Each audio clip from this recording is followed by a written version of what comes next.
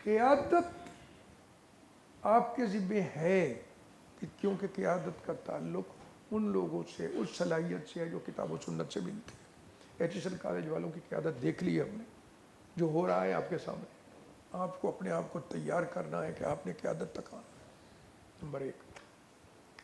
Number 2، قیادت کے لیے آپ اپنے آپ کو تیار کریں، اور تیاری میں یہ معلوم ہونا چاہیے، آپ کے پاس ہونی چاہیے کہ آپ کے پاس یہ صلاحیت ہو کہ آپ زندگی میں ہو کیا رہا ہے، مختلف میدانوں میں، زندگی کے جو مختلف میدان ہیں ان میں کیا ہو رہا ہے، کون سے مسائل درپیش ہیں، کیا کیا چیزیں موجود ہیں، کون کون سی مشکلات سامنے آ رہی ہیں، کون کون سی رکاوٹیں کہاں موجود ہیں۔ جب تک آپ ان کا مطالعہ نہیں کرتے تو آپ رہنمائی کیسے دیں گے؟ اور پھر ریلیٹ کرنا ضروری ہے۔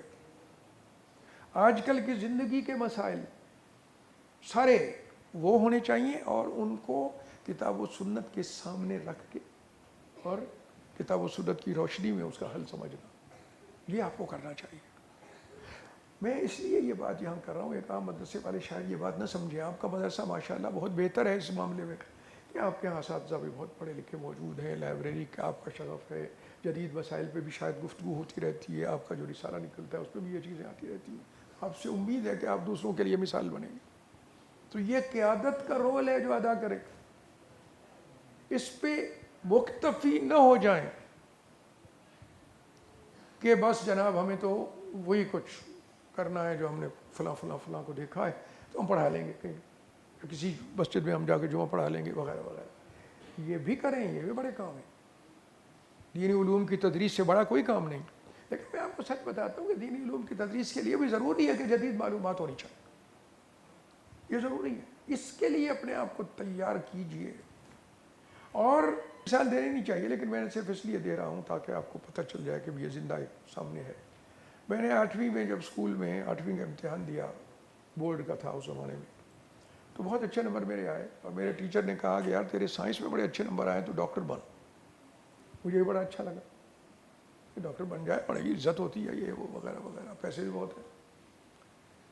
تو میں نے آگے گھر بات کی تو والد صاحب نے سنی انسنی کہا، کچھ نہیں کہا۔ مجھ سے میرے ٹیچر نے پوچھا کہ بھئی یہاں کیا فیصلہ کیا تم نے؟ میں نے کہا والد صاحب نے جواب ہی نہیں دیا۔ کہنے لگے میں ان کے پاس جاؤں گا۔ تو وہ گیا اور جا کے اپنی بات بتائی کہ اس کو ڈاکٹر بننا چاہیے۔ میں نے جب وہ چلے گئے تو والد صاحب نے مجھ سے بڑی سخت، کبھی اس طرح سخت نہیں بولے، کہنے لگے کبھی نہیں ہو سکتا ہے، تم نے دینی علوم ضرور حاصل کرنے، یونیورسٹی جاؤ گے تو عربی پڑھنے کے لیے جاؤ گے، عربی میں جاؤ، ڈاکٹری شاکٹری چھوڑ دو۔ البتہ یہ آپ سن لیں بات، البتہ مجھ سے کہنے لگے کہ میں پوری کوشش کر کے تمہیں پڑھاؤں گا، دونوں پڑھاؤں گا، ساتھ ساتھ پڑھتا تھا میں دونوں۔ اسکول آتا تھا تو مجھے اس کے بعد تھوڑی دیر آرام کے بعد اسکول کا کام ختم کر کے میری دینی تعلیم کا سلسلہ شروع ہو جاتا تھا۔ کہنے لگے کہ ایک بات البتہ میری شرط ہے، میں یونیورسٹی میں پڑھاؤں گا تمہیں، بی اے تک تم نے اکنامکس ضرور پڑھنی ہے، اکنامکس پڑھنی ہے بی اے تک۔ کیوں؟